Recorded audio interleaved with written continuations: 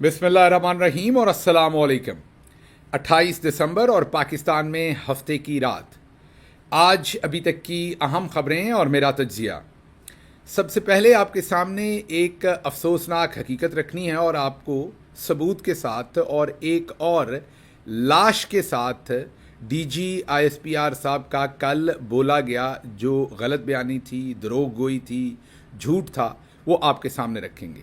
कल ही वो कह रहे थे कि वहाँ किसी के पास आतिशी असला नहीं था और कोई गोली नहीं चली थी और लॉ इन्फोर्समेंट रेंजर्स और उनमें से किसी ने कुछ नहीं किया। ये तो खैर आपको भी पता है कि उनका जो गलत बयानी थी, झूठ था, वो को हमालिया से भी शायद ऊंचा था।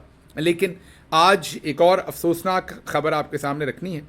मोहम्मद राशिद वल्द शब्बीर अहमद शहीद, तहसील सादिकाबाद, ज़िला रहीम यार खान। इनकी लाश आज हफ्तों के बाद सर्द खाने से निकाल कर इनके वर्सा को दी गई है। जी हाँ, आप दुरुस्त सुन रहे हैं, ये शहीद हैं डी चौक से और ये लापता थे। और आपको हमने चंद दिन पहले एक खबर दी थी, याद कीजिए, हफ्ता डेढ़ हफ्ता पहले, शायद 2 हफ्ते होने वाले हैं अब तो। आपको खबर ये दी थी कि आईजी जो इस्लामाबाद है वो गायब है। अभी भी जब मैं आपसे बात कर रहा हूँ, अभी तक आईजी इस्लामाबाद कहीं सरफेस नहीं हुए। आपको हमने बताया था कि पुलिस के ऊपर, और ये पुलिस ऑफिसर्स ने जिनसे मेरी ज़ाती तौर पर बात हुई थी बड़े सीनियर लेवल पर, उन्होंने इस खबर को कंफर्म किया था कि पाकिस्तान की मिलिट्री इस्टेब्लिशमेंट उन पर शदीद प्रेशर डाल रही है कि आप एटलीस्ट 35 लाशों की जिम्मेदारी कबूल करें, जो बाद में नंबर रिकन्फर्म किसी और से हुआ था 36 का। वो 36 लाशों की जो जिम्मेदारी थी वो कहा जा रहा था कि पुलिस ले। और इसी तरह से जैसे आज एक लाश को फाइनली जो है वो हॉस्पिटल में से निकाला गया है सर्द खाने से, और ये लाश यकीनी तौर पर 1 महीना पहले से, तकरीबन 1 महीना, अब 1 महीने से 1-2 दिन पहले से कह लें, वो वहाँ पर पड़ी हुई।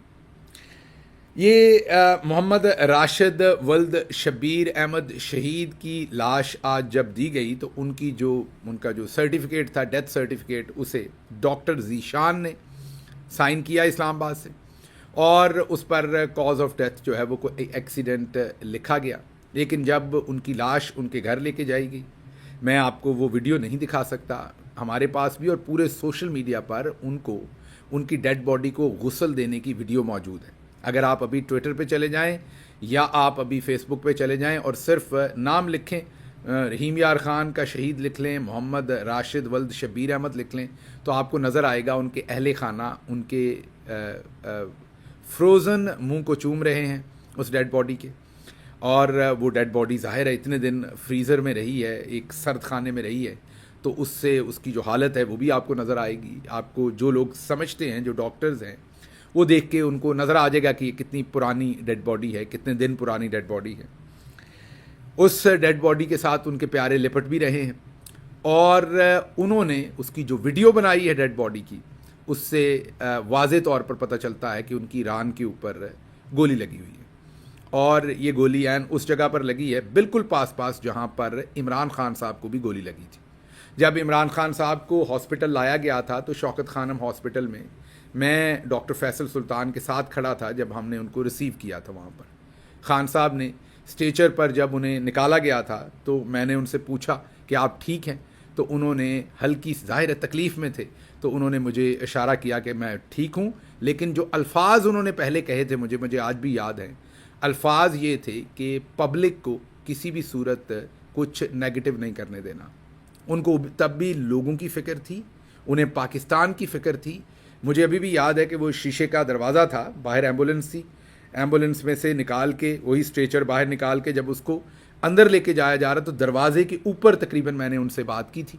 और उसके बाद साथ ही वो जगह थी जहाँ उन्हें अंदर लेके जाना था, जहाँ ज़ाहिर है डॉक्टर्स सिर्फ जा सकते थे। डॉक्टर फैसल सुल्तान और उनकी पूरी टीम ने उसके बाद उनकी स्कैनिंग या जो भी कुछ अंदर करना था वो शुरू हुआ।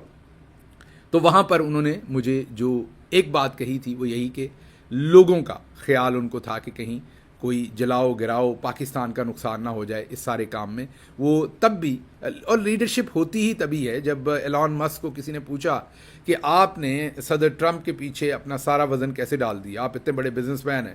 ظاہر ہے جو بزنس مین ہوتا ہے وہ 4 سال کی نہیں سوچتا، وہ پوری عمر کی سوچتا ہے۔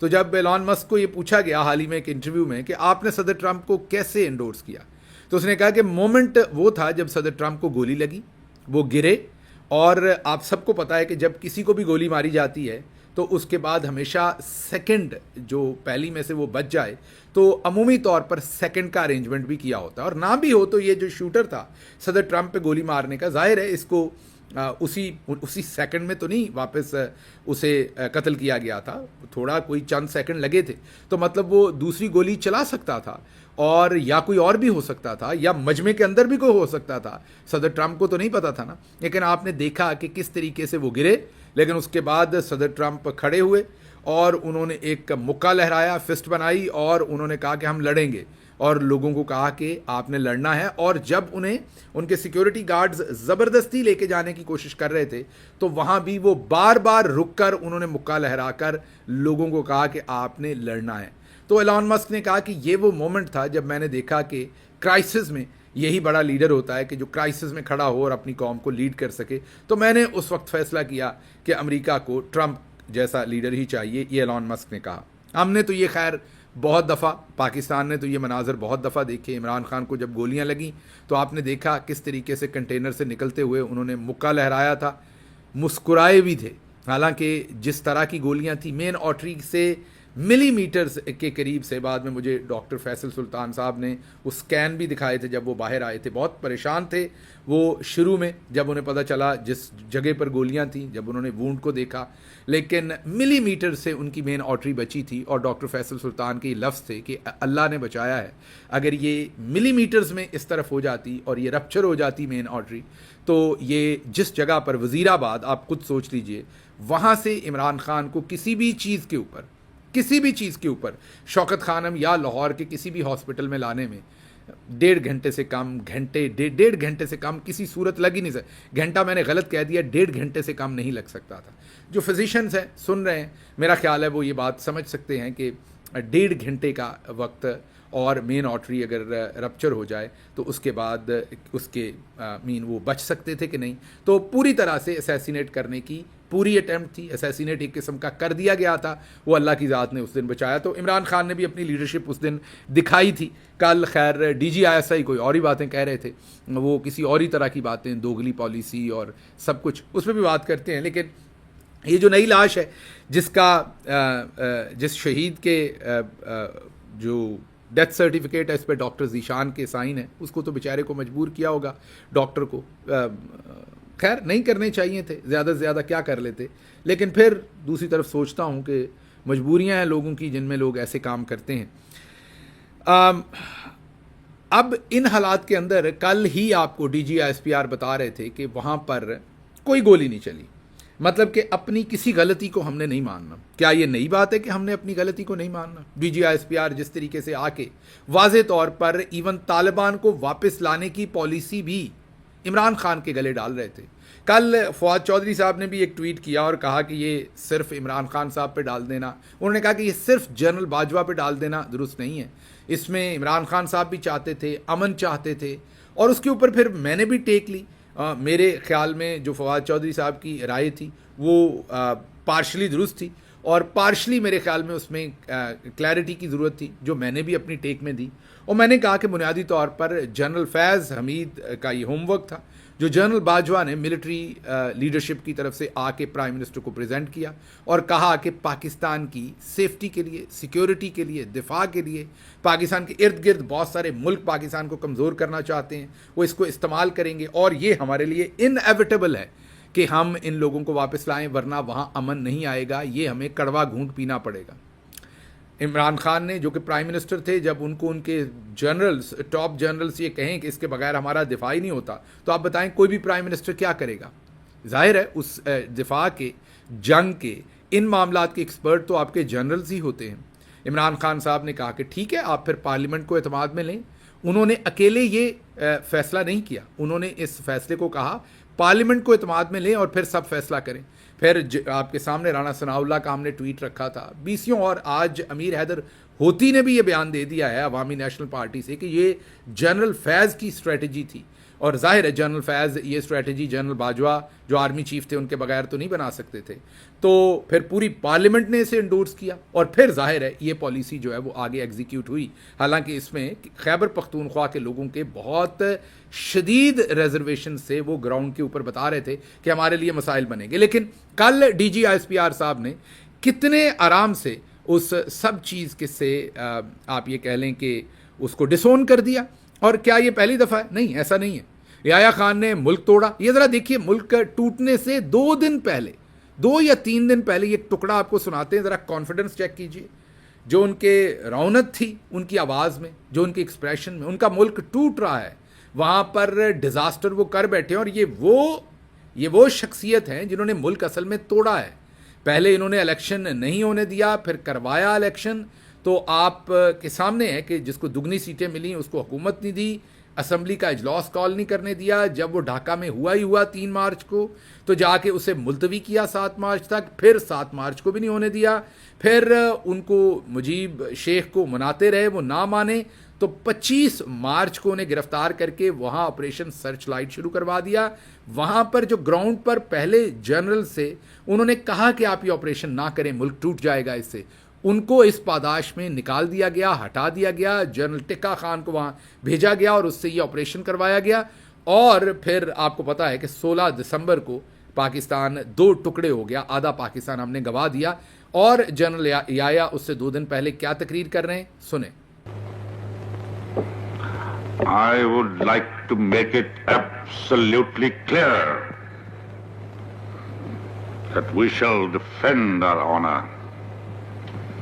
We shall defend our territorial integrity with all the forces at our command. سن لیا آپ نے, یہ کانفیڈنس تھا. لیکن آج نہ تب وہ مانے تھے, نہ ان کے بعد جب انہیں وہ وفات پائی انہوں نے تو ان کو پورے فوجی اعزاز و اکرام کے ساتھ ہم نے دفن کیا, تب بھی ہم نے اپنی غلطی نہیں مانی. اور ان کے اپنے بچے حالانکہ انہیں اون نہیں کرتے. اگر آپ دیکھیں جنرل یحییٰ کی ایک بیٹی تھی, ایک بیٹا تھا, جو کہ ہوں گے ابھی بھی, اللہ ان کو زندگی دے. ہم کسی کی موت یا بیماری کی تو کبھی دعا نہیں کر سکتے. بہرحال ان کا کسی کو نہیں پتا وہ کہاں ہیں, انہوں نے کبھی اونرشپ نہیں لی کبھی. لیکن باقی ڈکٹیٹرز جو ہیں ان کے جو عزیز و اقارب ہیں وہ بڑی امپیونٹی کے ساتھ ان کے نام اپنے ساتھ لکھتے ہیں, اور بجائے اس پہ معذرت کرنے کے کہ جو ان کے جن کے وہ بینیفیشری بھی ہیں. ایسا نہیں ہے کہ ان کے وہ صرف کوئی ایسا ہے کہ وہ بینیفیشری نہیں. انہوں نے جو مال پانی اکٹھا کیا, انہوں نے جو انفلوئنس اکٹھا کیا, انہوں نے جو طاقت اکٹھی کی, اس کے وہ بینیفیشری ہیں آج تک, اور وہ پوری امپیونٹی کے ساتھ اس بینیفٹ کو استعمال کرتے ہیں. لیکن کبھی لیکن جنرل یحییٰ کے کم از کم میں یہ ضرور ستائش کروں گا ان کے بچوں کی, کم از کم یہاں پر, کہ ان کو احساس ہوا کہ ان کے باپ نے کیا کیا ہے. انہوں نے اس کے بعد کبھی بھی پبلک لائف جوائن نہیں کی. اگر آپ میں سے کسی کو ان کی بیٹی یا بیٹے کا پتہ ہو تو بتائیے گا ضرور کہ وہ کہاں ہوتے ہیں. اس لیے میں پوچھ رہا ہوں کہ انہوں نے کم از کم یہ گریس ضرور دکھائی کہ انہیں پتہ چل گیا کہ ہمارے والد نے جو کیا ہے اس کے بعد ہمیں ریگولر پاکستانی سوسائٹی کے ساتھ انٹریکٹ کرنا یا امپیونٹی کے ساتھ وہ اعزاز جو ہے یا وہ جو مال پانی اکٹھا ہوتا ہے اس کی عیاشی کرنا, چلیں کرتے بھی ہوں گے تو کم از کم انہوں نے دکھایا نہیں. بہرحال ہم نے تب بھی نہیں مانا. پھر 80,000 سے زیادہ لوگ ہمارے شہید ہو گئے. وار اگینسٹ ٹیرر ہماری غلط پالیسی تھی, ہم نے اسے بھی اون نہیں کیا, وہ بھی ہم نے کسی پہ ڈال دیا. اسامہ بن لادن پاکستان سے نکل آیا اچانک, اگلے آئے اور لے گئے اور ہمیں پتہ بھی نہیں چلا. اور ہمیں تب پتہ چلا جب وہ لے کے بھی چلے گئے. مجھے آج بھی وہ دن یاد ہے, میں امریکہ میں تھا, میں نے کلاس پڑھانی تھی, صبح سو کے اٹھا تو یہ خبر ملی کہ پاکستان میں یہ ہوا ہے. سمجھ نہیں آ رہی تھی کہ اب کیسے جاؤں گا یونیورسٹی میں. میری وہ بہت بڑی کلاس ہوتی تھی, اس کلاس میں کوئی کم از کم 700-800 اسٹوڈنٹ ہوتا تھا ایک ٹائم میں. ویسے تو کچھ کلاسز 1200-1400 اسٹوڈنٹس کی بھی ہوتی تھیں, ایک ہی ہال میں بٹھا کے انہیں پڑھایا جاتا تھا. لیکن یہ والی جو کلاس تھی یہ غالباً 700-800 اسٹوڈنٹس اس میں تھے. اور مجھے سمجھ نہیں آ رہی تھی, and they all new I am Pakistani, اور اب مجھے سمجھ نہیں آ رہی تھی کہ یہ جو میں نے لیکچر دینا ہے اس میں اگر وہ ڈائریکٹلی ہو سکتا ہے کوئی سوال پوچھ لے, اور اگر ڈائریکٹلی نہ پوچھے تو ان کی آنکھیں تو یہ سوال پوچھ رہی ہوں گی کہ یہ آپ لوگوں نے کیسے کیا, کیوں کیا, کیا آپ لوگ سب ایسے ہیں, کیا آپ لوگ ایسے کام کرتے ہیں. اور مجھے یقین کیجئے اس دن سمجھ نہیں آ رہی تھی کہ how would I face my students, ایک اوورسیز پاکستانی ہونے کے ناطے میں کس طریقے سے جا کے بات کروں گا۔ اگر فار ایگزامپل ہمیں لگتا تھا کہ یہ بڑا اچھا کام ہے تو پھر پالیسی وائز ڈکلیئر کرنا چاہیے تھا، یہ ہم نے کیا ہے، اور اگر یہ برا کام ہے تو پھر ہمیں ہی بتانا چاہیے تھا دنیا کو کہ ہم نے یہ برا کام کیا ہے۔ اچانک امریکہ نے کیا اور ہمیں پتہ تب چلا جب وہ کر کے نکل بھی گئے، لیکن ہم نے اپنی وہ غلطی بھی کسی کو ذمہ دار ہم نے نہیں بنایا۔ پھر اے پی ایس ہوا، ہم نے ذمہ دار نہیں بنایا۔ کل پرسوں ہی میرے ساتھ ایک ریٹائرڈ بہت ہی اعلیٰ ملٹری آفیسر بات کر رہے تھے، اور انہوں نے بتایا کہ جو اس وقت کے کور کمانڈر تھے وہ آج کل شاید کشمیر میں پبلک سروس کمیشن کا ہیڈ انہیں ہم نے لگایا ہوا ہے، باقی تمام بھی جو بریگیڈیئرز تھے، میجر جنرل تھے، ان کو ہم نے ترقی دی۔ کسی اعلیٰ افسر کو اس کا اے پی ایس کا ذمہ دار بنا کے ہم نے سزا دے کے قوم کے سامنے نہیں کیا کہ یہ ان کا فیلئر تھا، ان کو ہم نے یہ سزا دی۔ پھر طالبان اب واپس آئے ہیں تو ہم ذمہ دار نہیں ہیں، عمران خان ذمہ دار ہے، وہ لے کے آیا ہے۔ جنرل باجوہ بھی ہمارے نہیں ہیں آج، اور جنرل فیض تو ہمارا ہے ہی نہیں آج، وہ بھی پی ٹی آئی کا ہے کیونکہ وہ پی ٹی آئی کے ساتھ مل کے۔ اچھا، میں آپ کو ذاتی طور پہ بتا دوں کہ جنرل فیض حمید مجھے کبھی بھی ذاتی حیثیت پہ انہوں نے کبھی کہا نہیں، لیکن میرا نہیں خیال کہ وہ مجھے کبھی بھی پسند کرتے تھے، نہ میری ان کے ساتھ کبھی کوئی لیک سلیک رہی، نہ دعا سلام رہی، نہ انہوں نے کبھی 1-2 دفعہ 3 دفعہ فون پہ بات ہوئی، 4 دفعہ ہوئی ہوگی، وہ بھی کام کے سلسلے میں۔ ایک دفعہ ابھی تھوڑی دیر پہلے ان کے اریسٹ ہونے سے پہلے، چند مہینے پہلے، انہوں نے اپنے بارے میں کوئی ایک مولانا فضل الرحمان نے ایک دعویٰ کیا تھا، میں نے وہ سٹوری بریک کی تھی یا ٹویٹ کیا تھا شاید، اس پر انہوں نے میرے سے رابطہ کر کے مجھے اپنا موقف دیا تھا، لیکن میرا ان سے کبھی بھی کوئی خاص رابطہ رہا نہیں۔ لیکن آج، اور میں ان کی بہت ساری پالیسیز کے حق میں بھی نہیں ہوں، لیکن آج وہ مصیبت میں ہیں، اندر ہیں، آج تو ان کے اوپر بہت آسان ہے، تو میرے خیال میں تو انہیں سنگل آؤٹ کیا جا رہا ہے، ذاتی دشمنی کا نشانہ بنایا جا رہا ہے۔ آج دن نہیں ہے کہ میں جنرل فیض حمید پر کوئی بھی تنقید کروں۔ ہاں، اگر آپ کے پاس ان کے خلاف کوئی ثبوت ہے تو پھر انہیں ٹرائل کیجئے پبلک کے سامنے۔ ثبوت نہیں ہے تو یہ جو آپ ان کے ساتھ ظلم کر رہے ہیں، وچ ہنٹنگ کر رہے ہیں، اور پھر آپ اپنے ملٹری بیک جرنلسٹ جو اس ٹائم ہیں، فار ایگزامپل آپ کو پتہ ہی ہے کہ نصرت جاوید صاحب نے پچھلے دنوں ایک خبر کی تھی کہ جنرل فیض حمید کے ہاتھ کانپ رہے ہیں، اور دوسرے اس پہ کسی ٹائم بات کریں گے، تفصیل کے ساتھ بات کریں گے، لیکن فی الحال ابھی میں یہ کہتا ہوں کہ اب آپ ان کو بھی اون نہیں کرتے۔ ڈی چوک میں گولیاں چلیں، آج ہی ہم نے آپ کو محمد راشد ولد شبیر احمد شہید کی بات بتائی کہ ان کی لاش آج ملی، اور یہ وہ سارا ماجرا ہے 35 لاشوں والا۔ لاشیں تو زیادہ ہیں، 35 لاشیں تو پولیس کو کہا جا رہا ہے، 36 پریسائزلی، پہلے 35 کی خبر تھی، پھر ہمیں دوسرے سورس نے کہا نہیں 36 ہیں۔ یہ 36 لاشیں جو ہیں، یہ کہا جا رہا تھا پولیس کو کہ آپ اون کریں، پولیس نے انکار کر دیا، اور اب ان میں سے یہ ایک لاش جو ہے وہ سامنے نکلی ہے۔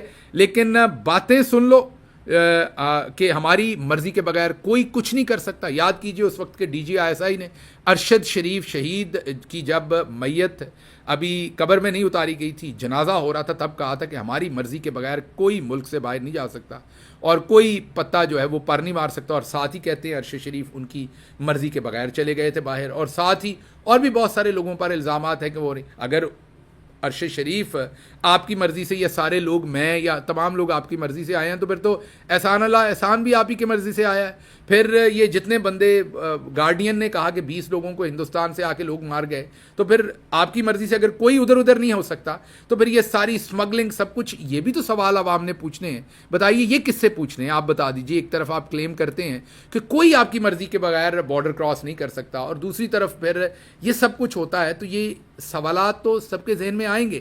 تو اب اگر سوال پوچھنا بھی آپ نے جرم بنا دیا ہے تو پھر اس کو ہم کیا کہہ سکتے ہیں؟ سوال پوچھنا میرا خیال سب کا حق ہے اور ہونا چاہیے۔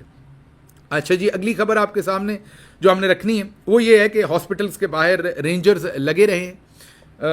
اطلاعات ہیں کہ ابھی بھی کچھ ہاسپٹلز میں رینجرز جو ہیں موجود ہیں، اور انٹیلیجنس ایجنسیز کے لوگ یونیفارم کے بغیر ظاہر ہے وہ ہوتے ہیں، وہ موجود ہیں تاکہ وہاں سے کوئی انفارمیشن یا کوئی لاش یا کوئی چیز اور نہ نکل سکے، وہ سخت پہرے میں۔ جتھوں کی بات کل D G I S P R نے کہی تو ہمیں یاد آیا جتھوں کی بات کہ سپریم کورٹ پر جتھوں نے حملے کیے تھے، نون لیگ نے، یاد ہے آپ کو، ججز کو عدالت میں سے اٹھ کے بھاگنا پڑا تھا، وہ ہوتے ہیں جتھے، اور ان کو آج آپ نے حکومت میں بٹھا دیا ہے۔ پھر آپ بھی جتھا ہی بنے تھے جب 1999 میں نواز شریف کی حکومت گرائی تھی، کو کیا تھا، اور انہوں نے غلط یا صحیح جیسے بھی آرمی چیف ہٹایا تھا، آپ قانونی طور پر اس کا سامنا کرتے، اور اب پرائم منسٹر کے پاس غلط ہو یا صحیح اس کے بعد پار تو ہے، آپ کو تو نہیں کر سکتے تھے نا، کو کرنے کا حق تو نہیں تھا۔ پاکستان کو تو آپ نے اس رات داؤ پہ لگا دیا تھا، اور آپ نے کو کیا تھا واپس، اور اس دن آپ پرائم منسٹر ہاؤس کے وہ جنگلوں پہ چڑھنے کی، دروازوں پہ چڑھنے کی، تو وہ بھی اس کو بھی جتھا ہی کہیں گے پھر ڈی جی صاحب، اور اس کو ہم کیا کہیں گے پھر. خیر آگے بہت ہی سخت اسٹیٹمنٹ ہے ایمان حاضر مزاری صاحبہ کی. میں وہ اسٹیٹمنٹ جو ہے وہ پوری طرح سے نہیں کہوں گا، کیونکہ میں یہ سمجھتا ہوں، بہت سارے میری پارٹی میں سے لوگ مجھے اس بات پہ میرے پہ خفا بھی ہوتے ہیں اور بہت ساری باتیں بھی کہتے ہیں جب میں یہ کہتا ہوں کہ جو فوج کے ایسے لوگ جو اس سیاست میں ملوث نہیں ہیں، ہم ان کو ڈسون نہیں کر سکتے. یہ چند اوپر بیٹھے ہوئے جنرلز ہیں جو یہ ساری پالیسی بنا رہے ہیں، عام لوگ نہیں. تو اب کچھ لوگوں کا خیال یہ کہ نہیں یہ سارے ہی انوالو ہیں، تو آپ ان کے لیے بات کیوں کرتے ہیں. تو میں پھر بھی جو میرا پوائنٹ آف ویو ہے وہ وہی رہے گا کہ جو پرسوں ہمارے میجر صاحب شہید ہوئے، مجھے میرے بھائی ہی لگتے ہیں، اور میں ان کا احترام، ان کے خاندان کا احترام ایسے ہی کرتا ہوں جیسے اگر میرا سگا بھائی ایسی قربانی دے تو مجھے تکلیف ہوگی، مجھے اس کی ویسی ہی تکلیف ہونی چاہیے. میں اس پوزیشن پہ نفرت میں اتنی دور نہیں جا سکتا کہ میں پرسوں شہید ہونے والے ینگ میجر کو ڈسون کروں. اسٹیٹمنٹ جو ہے ان کی، اس میں انہوں نے جو وہاں پر بات کی، پتلونوں کا ذکر کیا، وہ میں پوری بات نہیں کہوں گا کیونکہ وہ میری بھی جیسی بھی ہے، پر میری فوج ہے نا، میرے ملک کی فوج ہے. جو بھی 71 میں ہوا، یحییٰ خان نے جو بھی غلط پالیسیز کہیں، یہ میرے منہ سے وہ باتیں نکلتی نہیں ہیں کہ وہاں ہمارے ساتھ کیا ہوا. اس لیے وہ جو جملہ ہے میں پورا نہیں دہراؤں گا. صرف انہوں نے یہ کہا ہے کہ وہاں پر جو ہوا اور یہاں پر اگر کسی نے پتلون لہرائی تو اس کو 10 سال آپ نے قید دے دی ہے.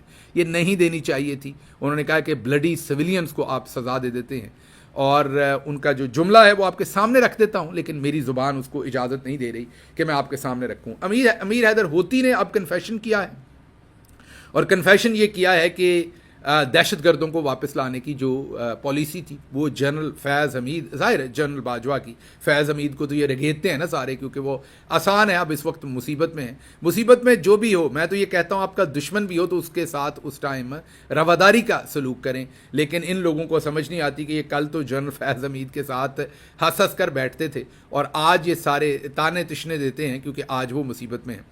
تو وہ جنرل باجوہ کی پالیسی تھی. اچھا جی، ابصار عالم صاحب نے اب یہ کنفرم کر دیا ہے کہ عمران خان جھکنے کو تیار نہیں ہے. عمران خان نے جھکنے سے انکار کر دیا. ابصار عالم صحافی تو نہیں ہے، ٹاؤٹ ہیں، نون لیگ کے خاص رکن ہیں، آپ کو پتا ہے، اور پیمرا کے چیئرمین بھی رہے، اور انہوں نے ٹی وی پر کہا تھا کہ میں اب صحافت چھوڑ چکا ہوں، دوبارہ جوائن نہیں کروں گا.